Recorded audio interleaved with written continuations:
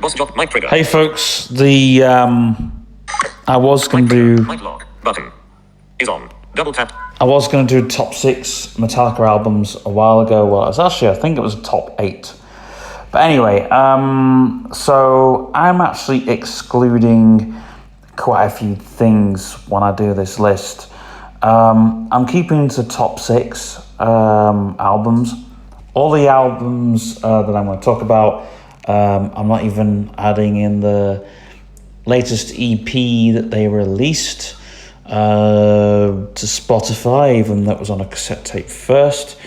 And I'm excluding live albums and compilations. There you go. So I'm even excluding Lulu because so anyway, without further ado, here is the top 6 Metallica albums. And in at number 6 is the Black Album. It's quite high on the list because even though it is an amazing, awesome album, it was Metallica trying to be a classic rock band, which is awesome. But of course, I just think there's other things in there. You know, if you hear sort of like Enter Sandman and all that sort of stuff, there were some anthems, but I think there's some sort of power ballady stuff trying to sneak in there. I don't know. It's a hard one. It really is. But it does stick out there, and it is a true Metallica album. So needless to say, this album is an epic. It's up there. In at number 5 is Reload. This album is Load. This album is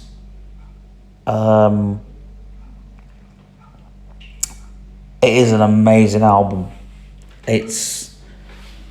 People kind of underrate this album, which is why I've put this on the list for a Metallica album. It's got some really great anthems on there. You know, Metallica sort of went down a bluesy route with this one, because you can tell that James had sort of damaged his voice a little bit, but I think he was trying to change his voice. He had a blues voice on this album. It was still Metallica, but it was more kind of, the lyrics were very different. They tried to make it a concept album. We're doing Unforgiven 2, saying that there's like, I think the Black Album, I think what they were trying to do, it was like, this is like a sequel to the Black Album, but it isn't. This is kind of telling the story of Metallica kind of reincarnating themselves in a way. It's kind of like, I don't know, but it wasn't a concept album. It was something else. I think there was so much that came from it that it could have been a concept album, but unfortunately it wasn't. However, Metallica didn't need to do that because another band did that for them, Dream Theater. So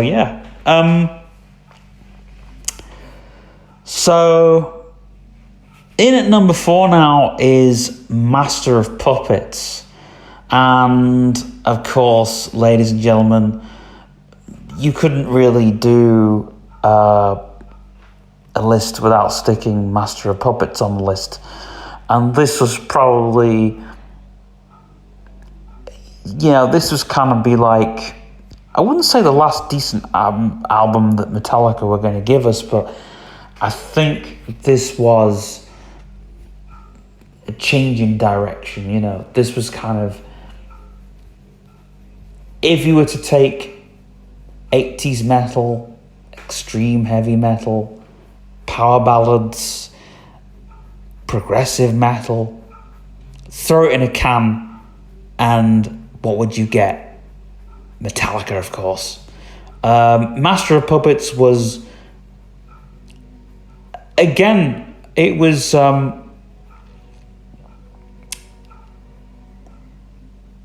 it was, I mean, if you think of what the Black Album was,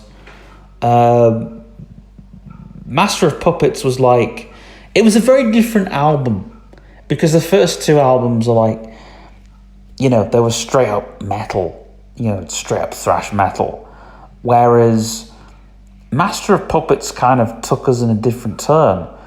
They kind of went sort of down a hard rock vibe, really. Now, if you was to ask me, I know we used to talk amongst friends of which is the heaviest Metallica album.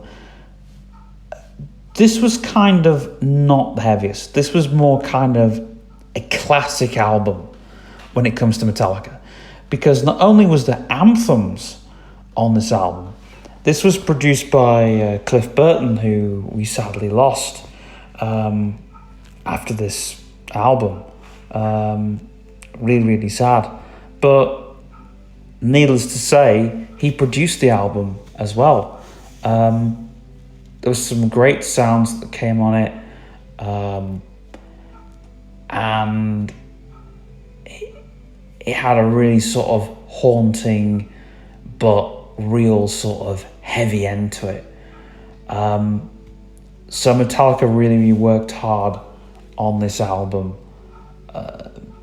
needless to say. And,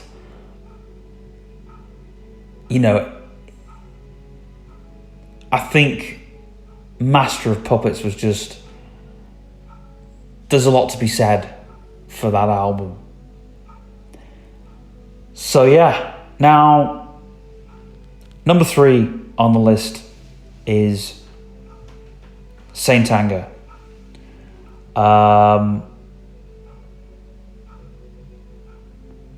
Sorry, number 4. No, I've done number 4. Number 3, yeah. I'm going to stick Saint Anger on the list because it was a change in the direction of, Metallica, the way they were going. But I don't think to have no guitar solos was Metallica's decision. I think that was the label's decision.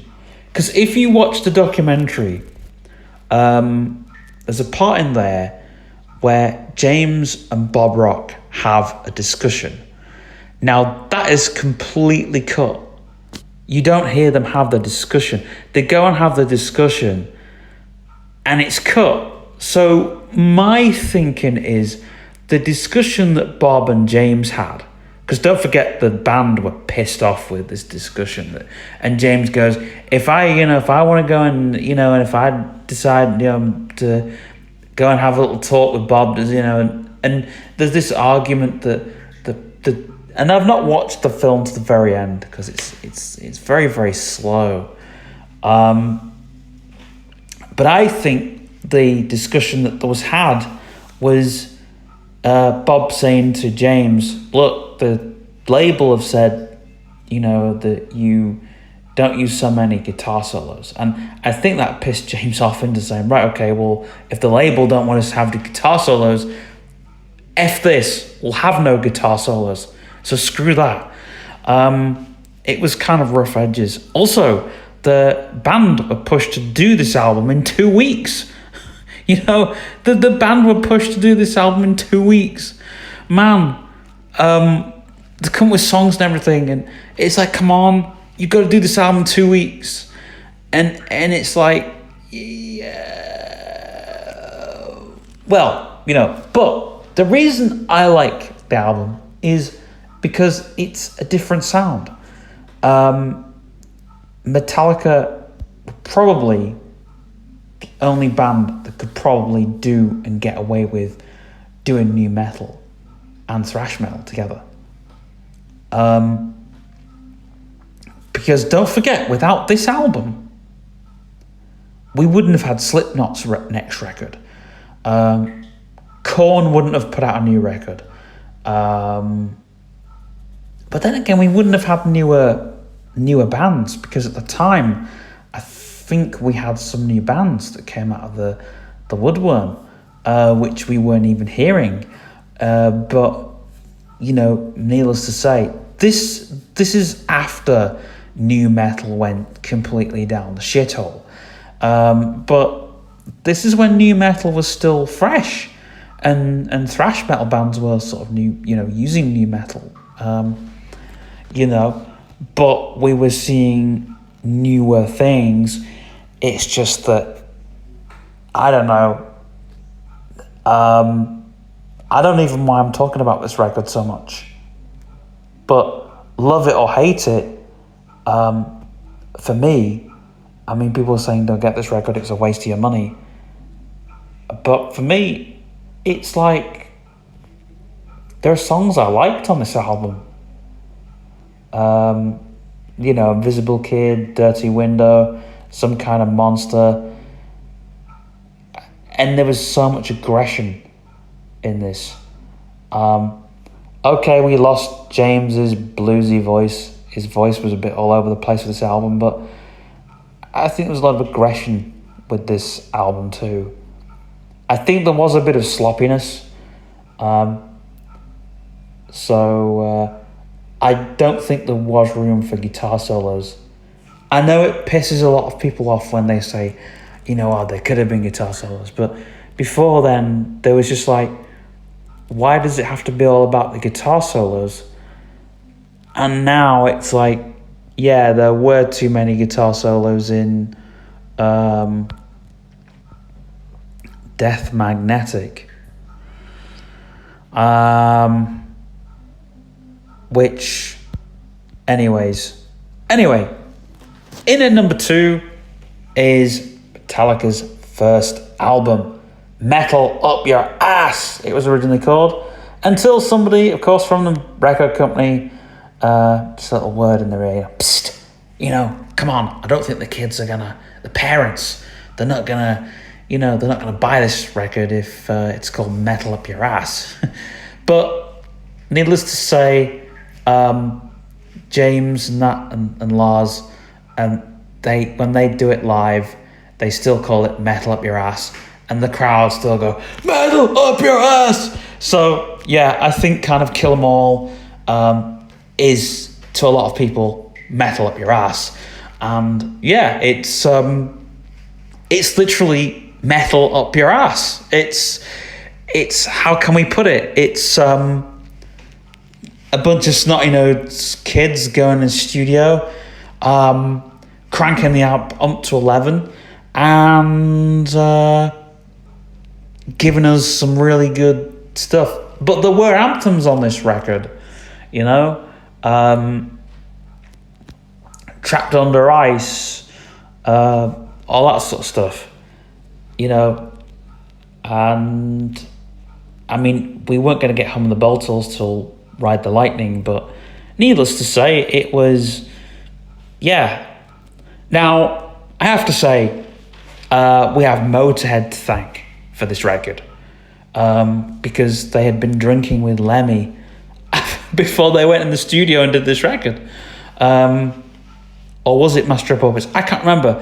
But they did, they did have Lemmy to thank some way down the line for,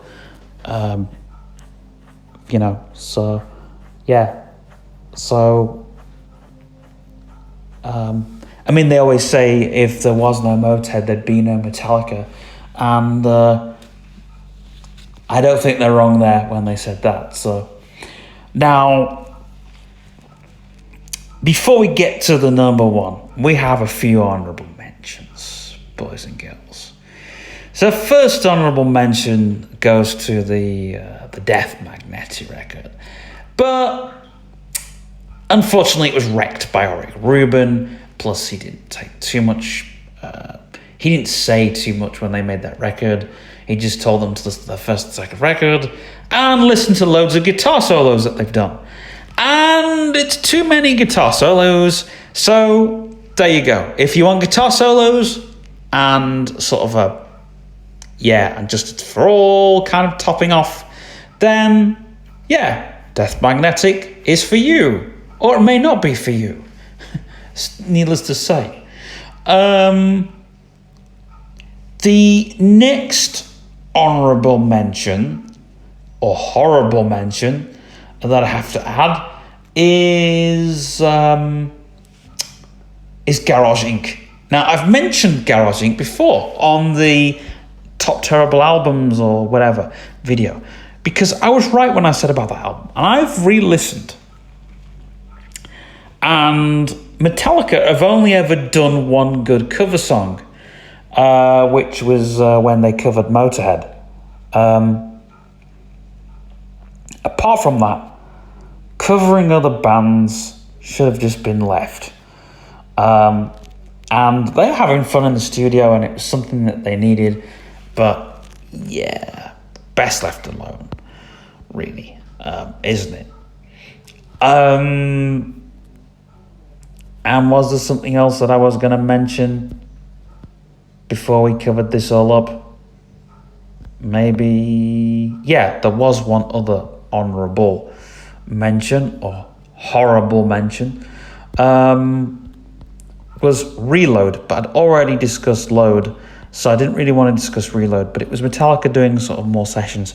It was going to be a double album, but for some unknown reason, I think due to how much money they had in the bank, and they were going to put out another album after Reload, they just didn't. Instead, they decided to do Garage Inc. But yeah, I think this is the thing. They did loads of sessions. What happened to them all? Yeah. And another honourable mention is Ride the Lightning. Without that album, we would have had Hum the Bell Tolls. And yeah. So I thought I'd do these honourable mentions because just in case I miss anything off the list. And this is a top 6 after all. Now, number 1 is, well, ladies and gentlemen, it's Injustice for All. It is the top album. Now, this is after Master of Puppets. But if you didn't have this album, you wouldn't have had death metal. Yeah, you know that clicky, punchy kick drum that you hear kind of has like a midway treble or whatever. I think there's so much work they did with the kick drum. You hear so much of the kick drum. You can't ignore it. The bass sounds sort of very clicky on the album as well. I like how they did that. And no other band has managed to pull that off. There's so much low end on the guitars as well. So they were going for that sound. They were going for a very, very heavy sound. Now, this album is very, very progressive. This has like a 10-minute, there's 10-minute progressive solos. Now, James and Lars, when you hear James and Lars talk about the album, Lars doesn't like the solos. James always says, oh, well, we went on little tangents. And they did. They went on little tangents that they didn't even know they were going on. But they were just getting over cliff. But still, they put out this album. They had a lot of anger. They had a lot of sadness. Everybody was in a dark place. And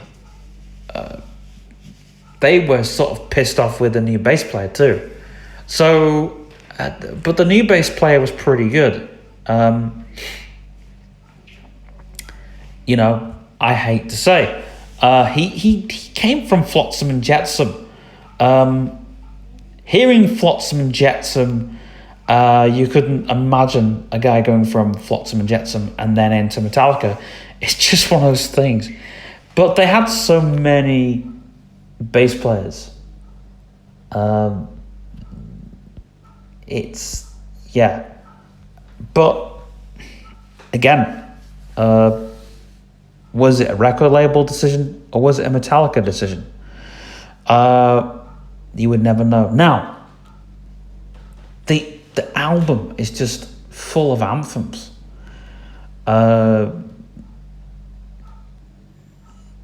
You know, it's one of those albums they wouldn't be able to do it again.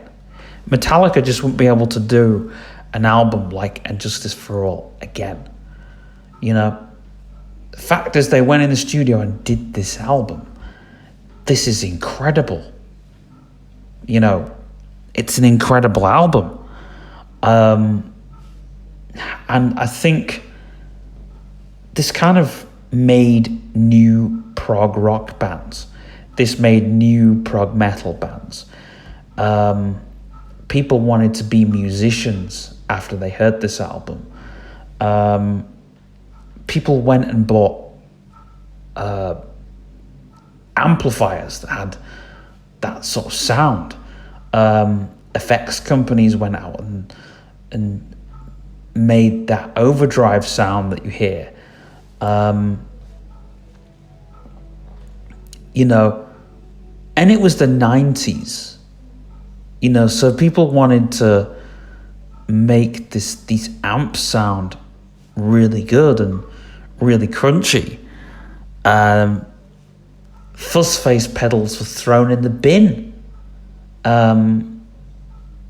And they just went and got these like effects companies, guitar companies were just going to make, so it changed the way that we heard the guitar, it changed the way we heard effects from amps, it changed the way we viewed drums.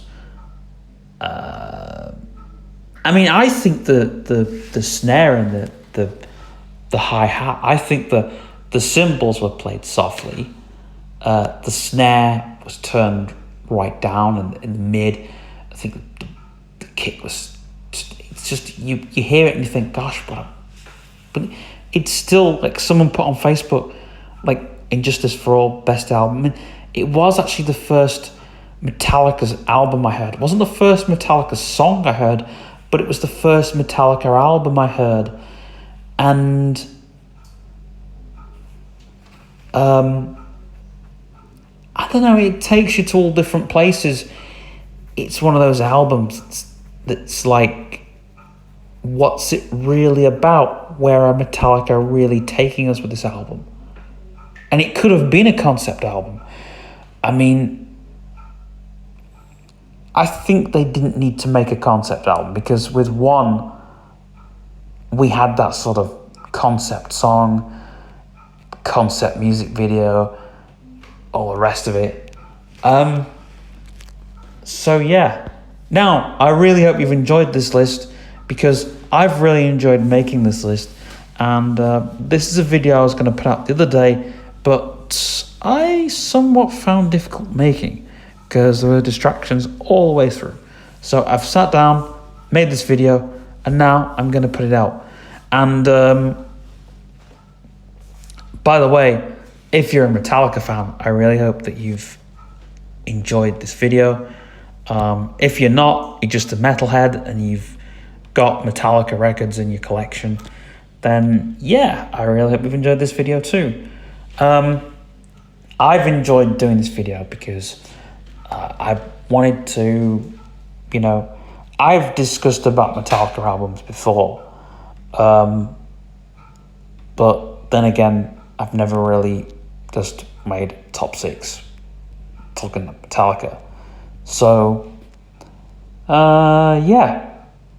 And I remember listening to Metallica non-stop. It was always in my CD player, especially on Justice for All. You know, when I got that album for Christmas, man, that was in my stereo non-stop for weeks. Anyway. Mic trigger. But mic lock. Finish recording.